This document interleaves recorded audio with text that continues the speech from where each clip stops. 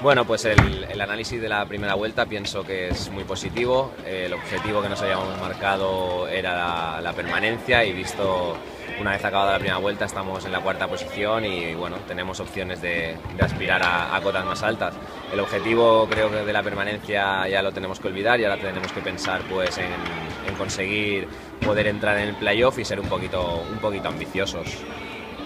Bueno, pues esta semana vamos a campo de Oparrulo, a Ferrol, es el último clasificado, pero bueno, no nos podemos fiar, ya sabemos que llevan un punto,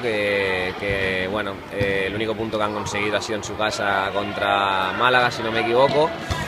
pero tenemos que salir desde el primer minuto concentrados, metidos en el partido y solventarlo lo antes posible, darle las menos opciones a ellos, porque si no nos va a costar, no nos tenemos que confiar para nada y salir a hacer nuestro fútbol sala, que hasta el día de hoy lo hemos hecho muy bien, y conseguir los 3 puntos. Son partidos trampa porque bueno, vas un poco confiado y al final acabas sufriendo, así que desde el primer momento tenemos que salir muy metidos, muy concentrados, hacer nuestro trabajo y conseguir los 3 puntos.